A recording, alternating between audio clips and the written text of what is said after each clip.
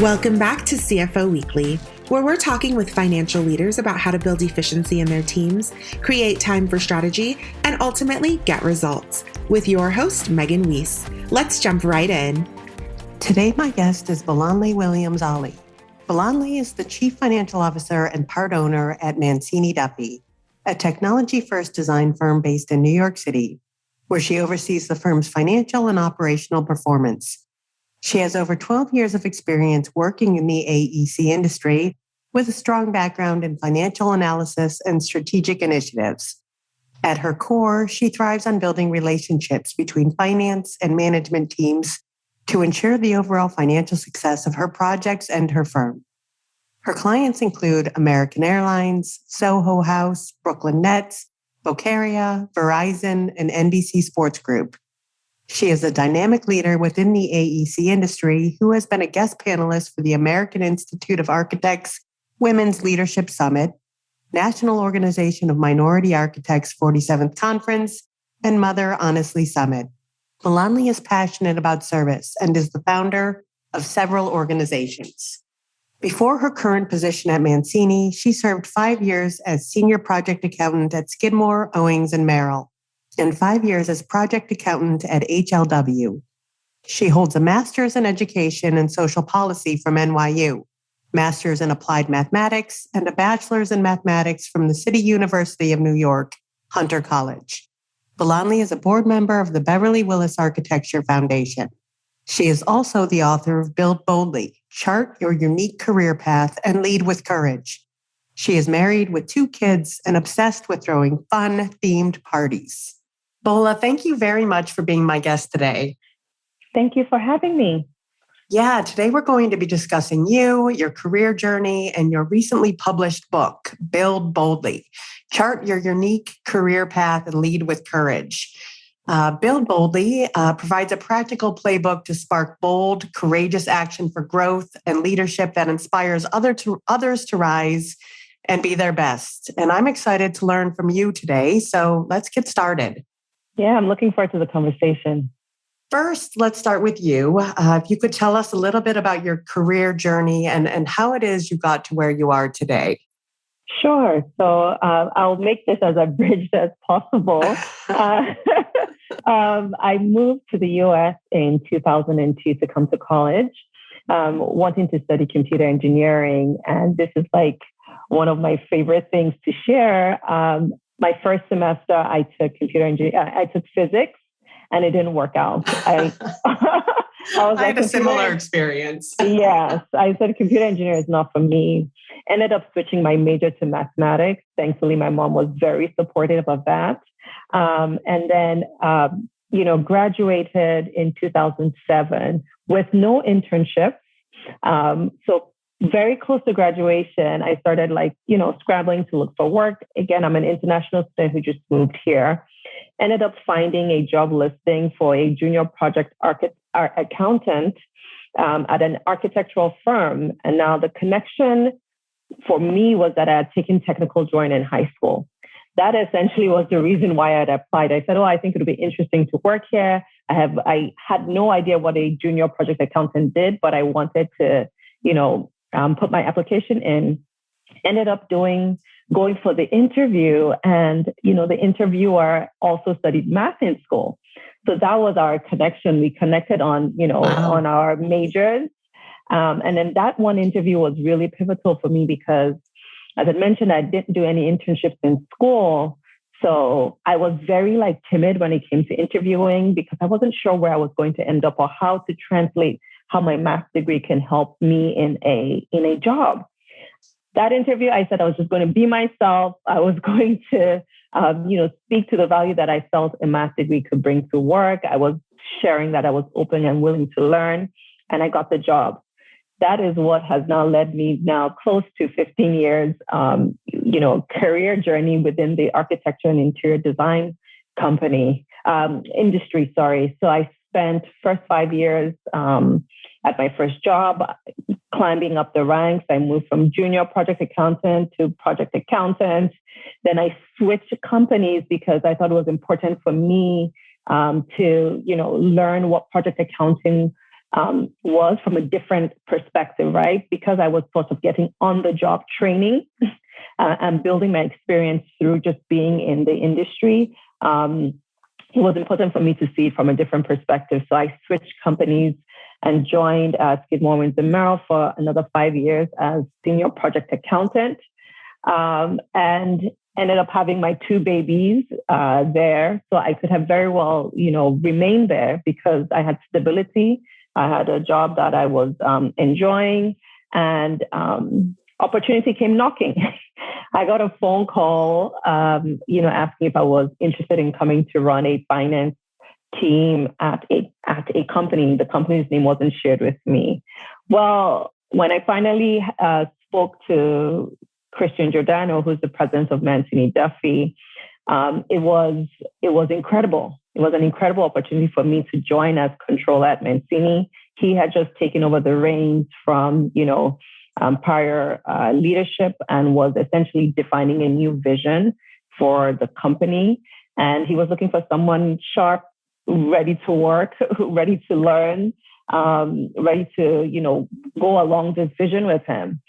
And so I met up with him and I essentially laid everything out on the line. I said, I'm a mom. I have 2 little kids under 2. I'm very interested in making sure you have flexibility for me and my kids, this is the stage I'm at in life.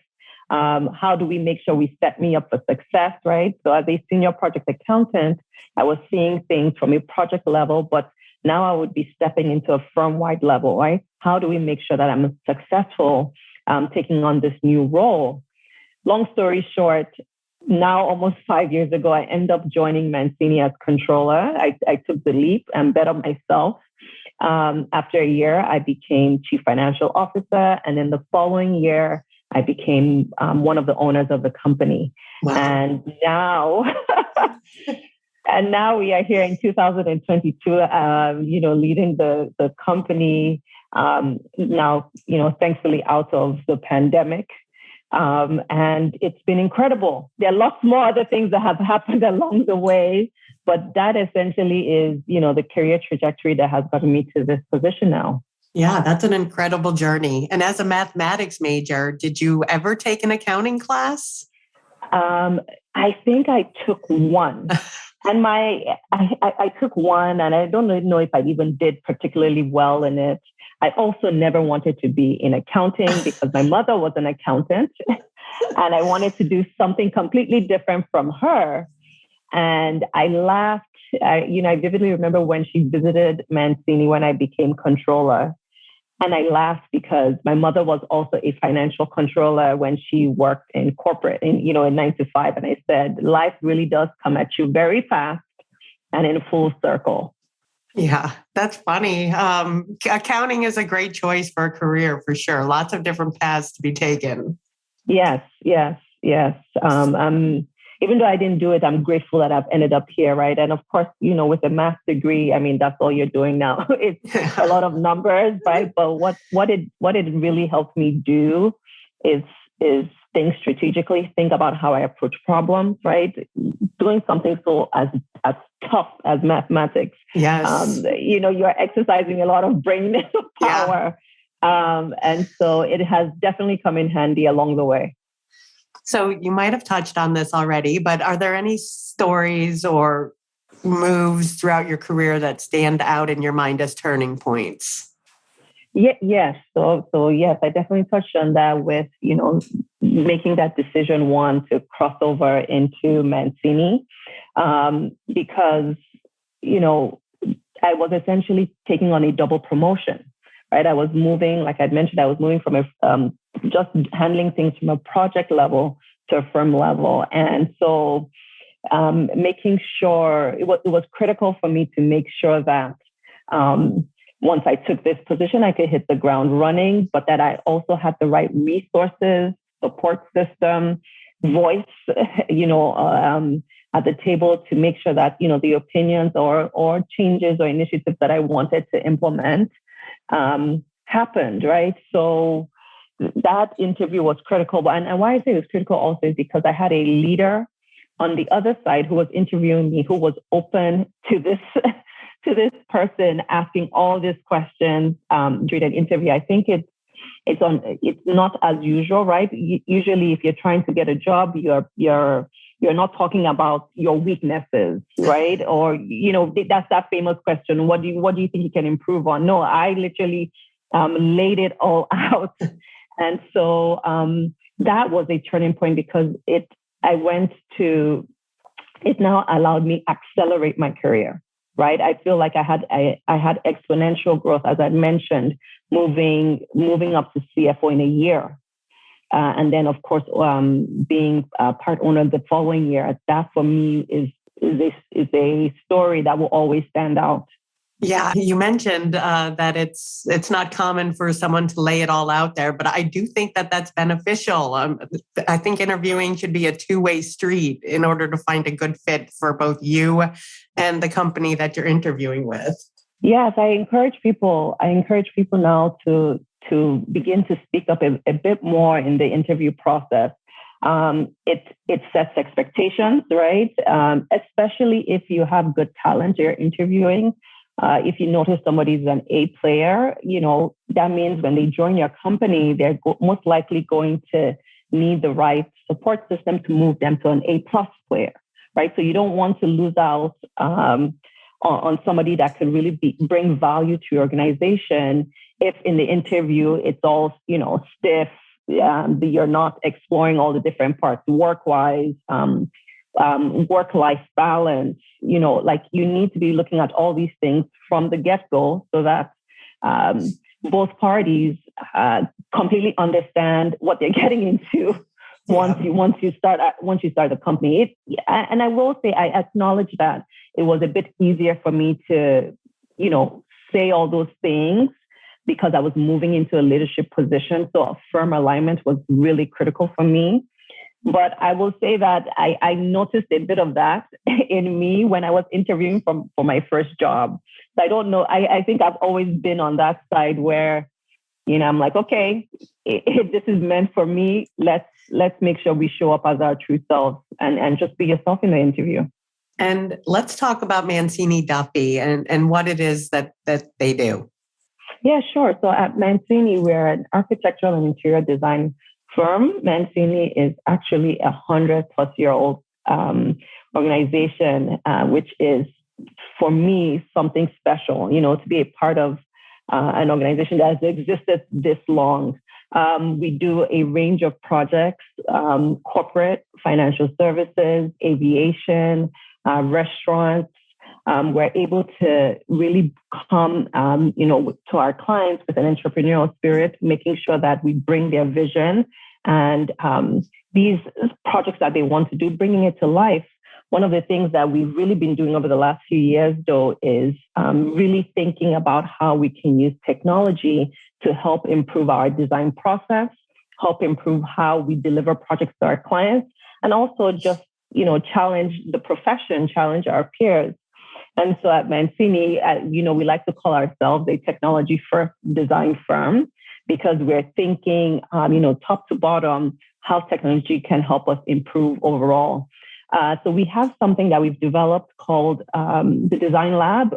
We have a process which is the 360 design process, using things such as virtual reality, 3D design to bring our clients into their space very early on, right? So if you're familiar with the industry, we design all these beautiful things and then you just end up printing it out on a paper, right? And a client has to now make a decision just looking at these 2D drawings.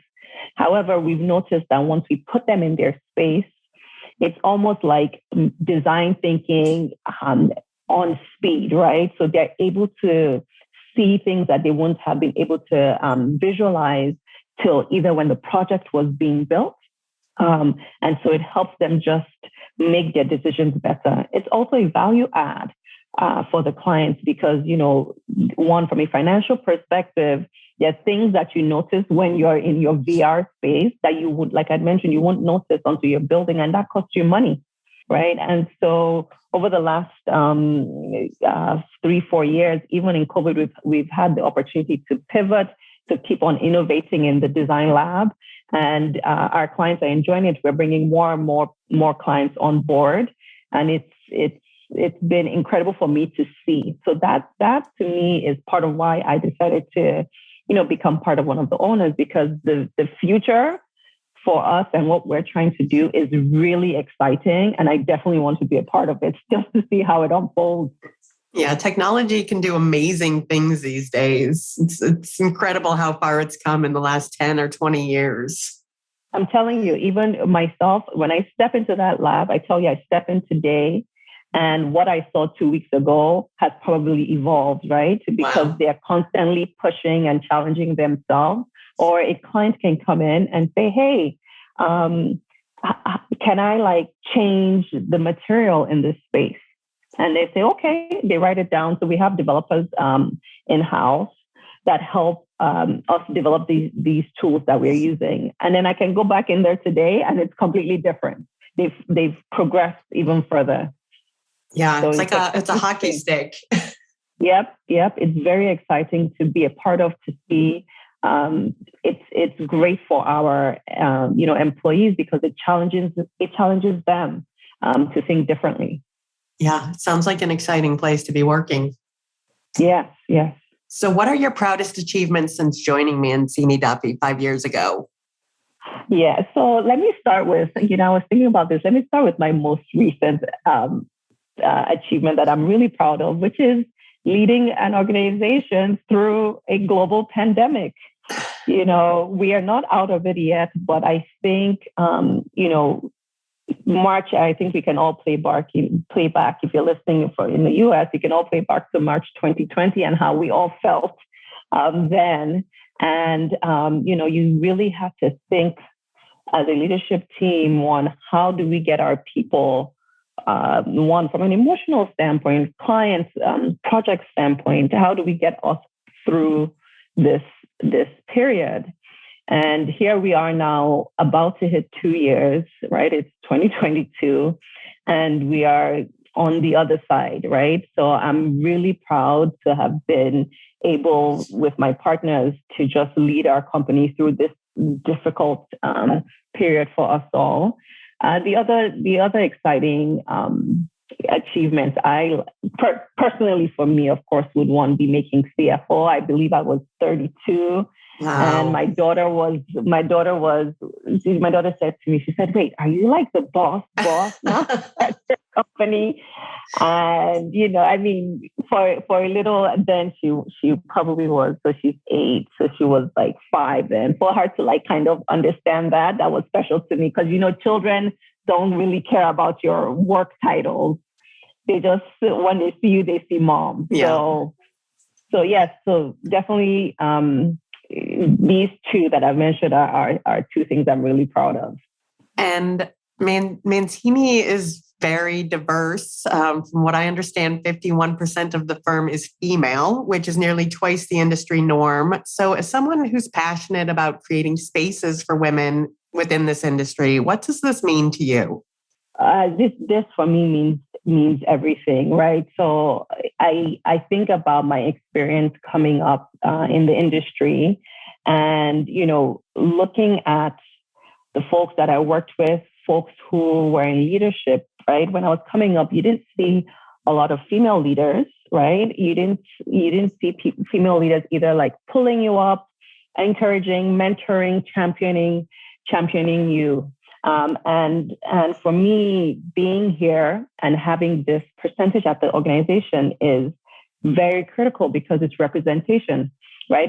It's representation in our leadership group. Also, we're probably 40% in ownership, right? We're 40% women, and it means that you have someone who is, or another woman who is in the rooms where decisions are being made. And so it's diversity in ideas. It's representation on the floor. It is advocacy for me. It's showing that, if a woman looks at our organization and is thinking about wanting to work for us, she can see others who look like her there. And then for me, women drive profitability from a financial perspective. Yeah, right. I've read that. That's, yeah. Yes. Yeah. And so when you think about that, right, you think about the decisions being made on the projects that we're working on, and how projects are either successful or not. All of that ties into how ties into the bottom line, right? It ties into this. So it's very, very important for me that my organization is reflective of or doing slightly better than the industry. And hopefully, us all will begin to, challenge, like, why is it that our floors, meaning other organizations, can now be challenged? That why is it that our floors don't have more women? Why is it that we're not more diverse in terms of race, ethnicity, all of these questions? These are things that we constantly have to be thinking about because it affects how the business thrives.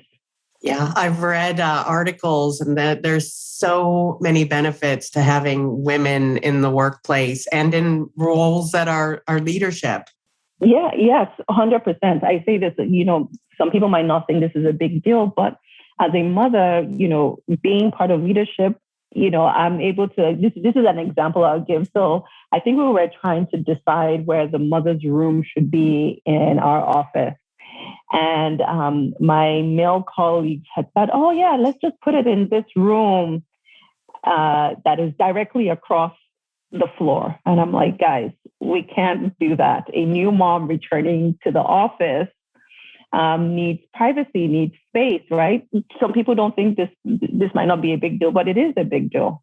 We want to be able to welcome mothers who are returning back to work in a good manner and in a good way in which they can comfortably pump if they need to, or comfortably have a room where they can have peace of mind, not thinking about their teammates on the other side of the floor, hearing their pump machine running, so something as that's a perfect example of why, women being in these rooms where decisions are being made is important.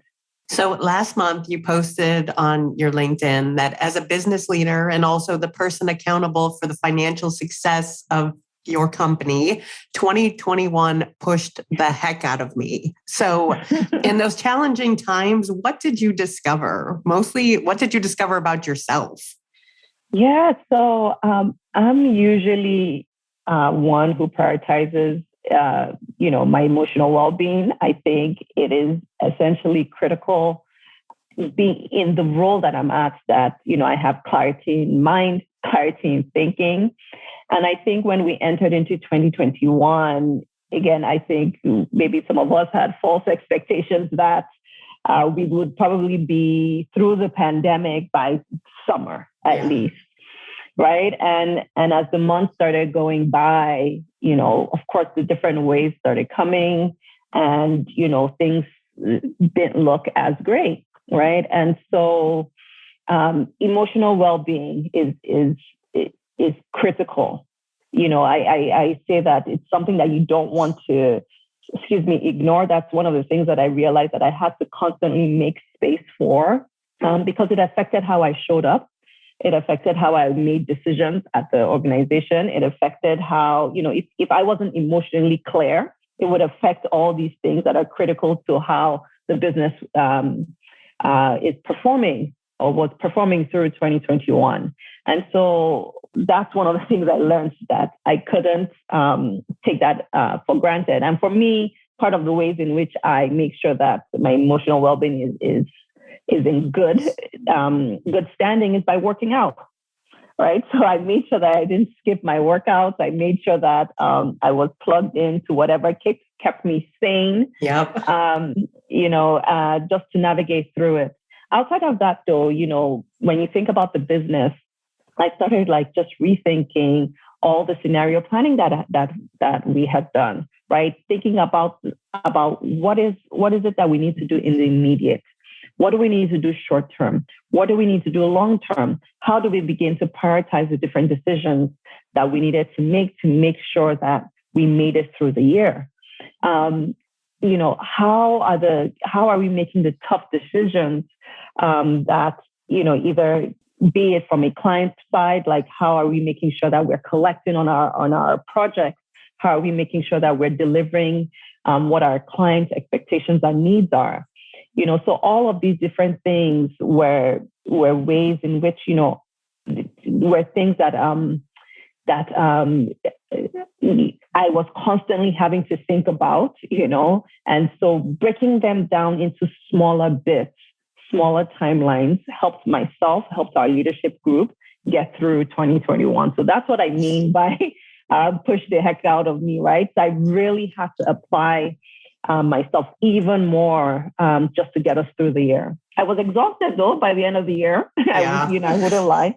I think a lot of us probably felt the same way. Yeah.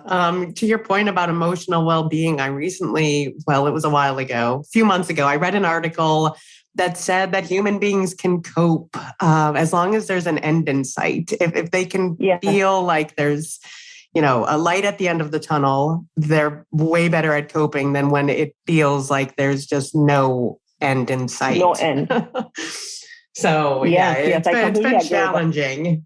Yes, I completely agree with that. I think that's, not being able to see, have the light at the end of the tunnel was a little tough. You just have to find things daily just to get you through. And let's switch gears a bit and talk about your book, Building Boldly. What inspired you to write this book? Yeah, so for me, my past, I was reflecting back on my past to being CFO and being, part owner at Mancini was definitely not traditional. And when I reflected back, I realized that I literally crafted my own playbook to get me here. Part of the ways in which I did that was by staying curious, building relationships, right? We saw, when we talked earlier, the reason why I ended up in Mancini was because of relationships that I had developed 10 years prior.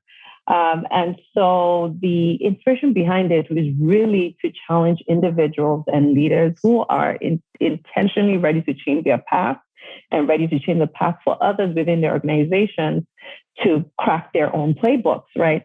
How can you really and truly become the CEO of your own career and chart this blazing path for yourself?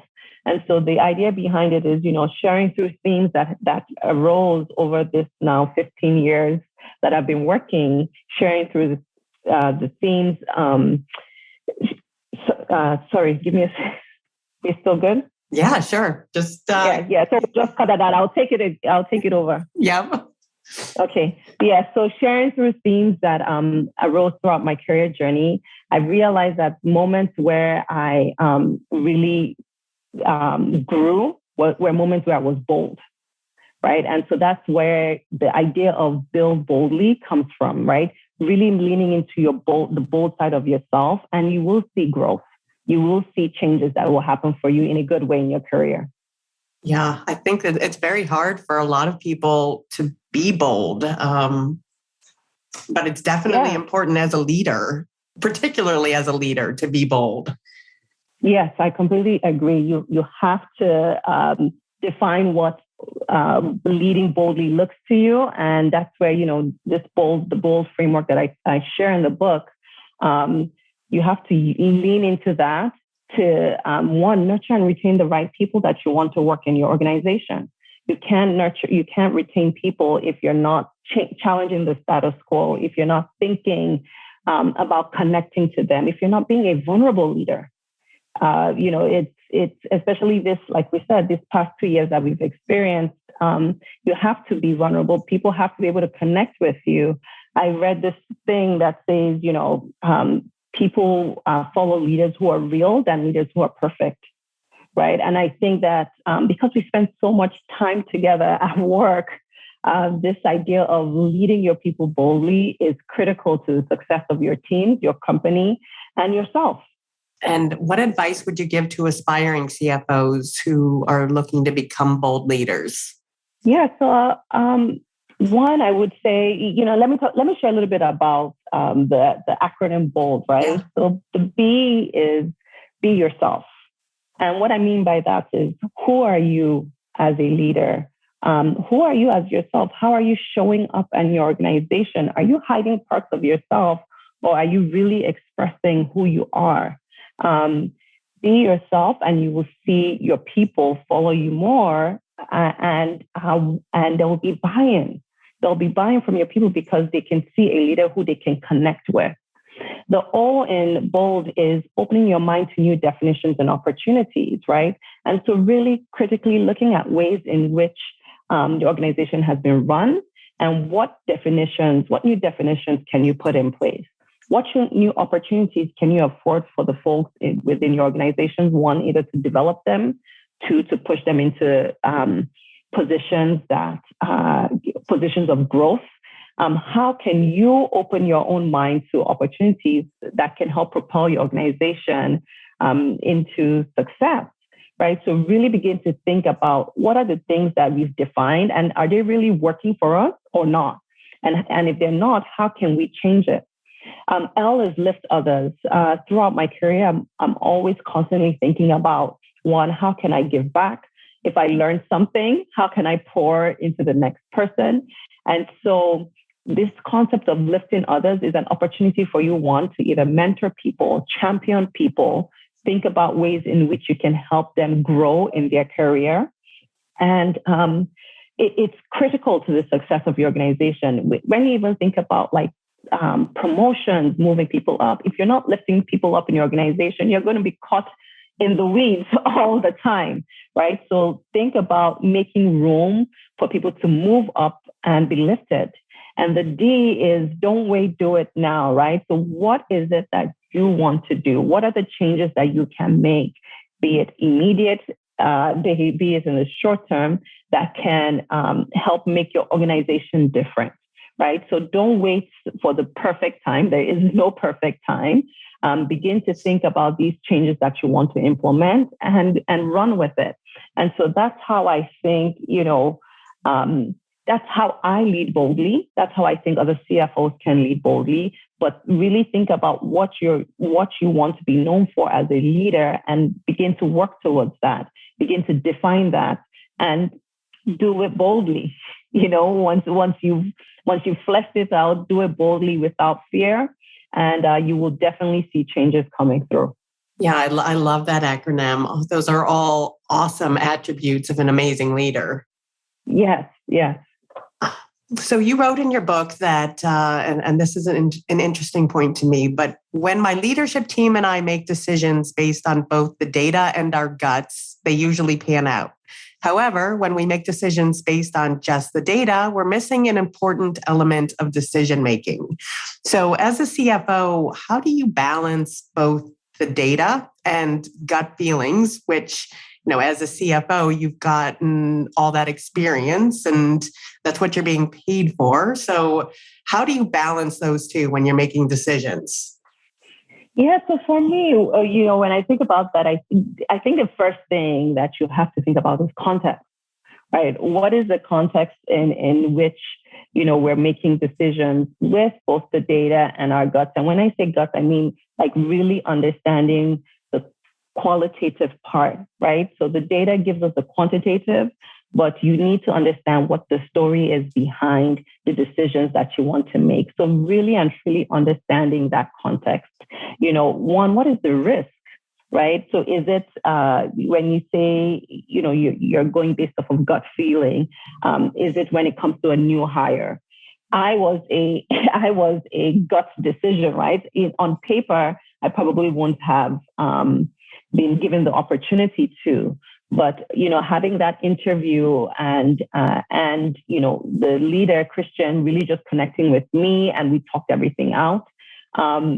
He took a bet on me, right? And gave me an opportunity to step into this position that has allowed me grow in my role, right? So there are different situations that can come up, but you need to make sure you're thinking about the context, the risk, what is in it in the future, right? If you make this decision now, what does the outcome, what do you think the outcome can look like? And so just making decisions solely based on data, there are things that you miss, and it doesn't allow you to have a full, wholesome view of the decision that you want to either take action on that can affect the organization. So that's what I mean by don't just look at data and the qualitative aspect of things. Yeah, that's great advice, because data, it tells a story, but it's not always the right story if you don't know the context behind it. Yeah, data allows me to ask questions.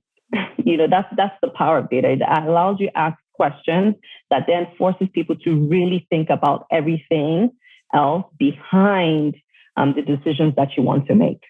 And what advice do you have for CFOs who are looking to drive strategic value to grow revenue and margin within the organizations that they're at?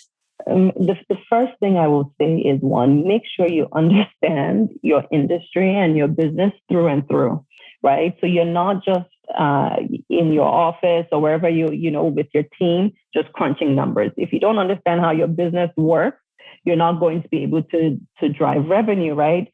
For me, within the architecture industry, I need to understand how projects work. I need to understand how fees and pricing structures work.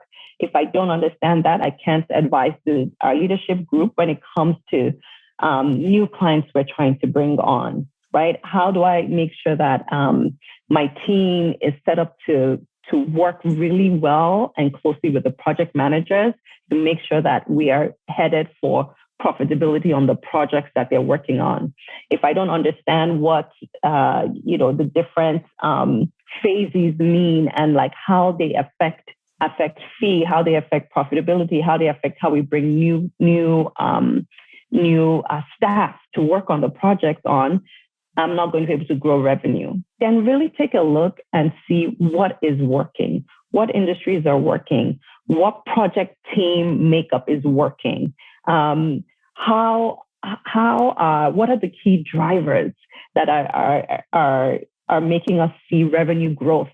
When you see that, then study it and try and see if you can scale it, right? So when you're trying to grow revenue, right, you have to understand where your market thrives, where your organization thrives, and then try to see how you can continually build relationships and grow that market, right? So that's at least personally for me, like that's part of the ways in which I advise our leadership group when it comes to growing revenue. Then I think about how to improve our productivity with our people, right? So I mentioned a little bit about like our team makeup. Think about what teams, like look into your organizations and see what teams are really productive and why are they productive? Again, I could look, we just talked about this. I could look on paper and say, oh yeah, this group is productive, but why? What is the reason? What are they doing within their teams that is making them productive?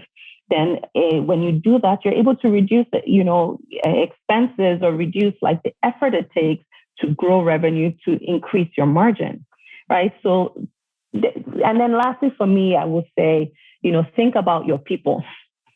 Who's working on the project? It's the people, right? So you need to make sure that there's buy-in from your people. They understand how the hours that they work affect the project that you're delivering, affect what is presented to the client, affects the firm's bottom line. And I think when people understand what they're doing and the value that it brings, you begin to see improvement in your financials, right? So I think looking at all these different areas will definitely help when it comes to growing your revenue. Yeah, people are so important these days, not only attracting them, but like you said, being able to retain them and keep them engaged. Yes, yeah. I think once you can do that, you will definitely see improvement. I've seen it, in our projects, and just client satisfaction with those people, right? Like even the clients expressing that means that they are thinking about us when it comes to more work that they want us to do. So lastly, as a CFO, what is keeping you up at night? Oh, currently, well, first of all, I like to sleep. So I don't like anything keeping me up at night. But currently, I think what's top of mind during the day for me is talent, right? I think we're all facing it across the board, where we want to make sure that, one, the people who are with us are happy, we're treating them right, and also looking for great talent to join us and grow the business. Because, like I mentioned, work is now improving, coming out of the pandemic. So we're looking for great people to join our team. So talent is top of mind. Yeah, I don't think you're alone there. No, not at all. Bola, thank you very much for taking the time to speak with me today. Thank you for having me. This is great. Yeah, I've enjoyed our conversation and all of the insights you provided. And for our listeners who are interested in reading your book, where can they find it? Sure. You can find my book on Amazon. So you just search Build Boldly, and also on my website, www.bolanlewo.com. You'll find my book there. Okay, well, thank you. And I wish you and Mancini Duffy all the best. It seems like you're both doing amazing things. To all of my listeners, thank you for tuning in. And until next week, take care. If you're ready to boost efficiency and streamline your accounting processes at significant cost savings, it's time to talk with Personiv. Their people-powered solutions have transformed the delivery of back-office tasks and general accounting functions for decades, partnering with clients to provide everything from accounts payable to payroll services. See what Personiv can do for you by visiting personiv.com. You've been listening to CFO Weekly, presented by Personiv. Please subscribe wherever you get your podcasts to hear all of our episodes. Want to learn more? Check out personiv.com. Thanks for listening.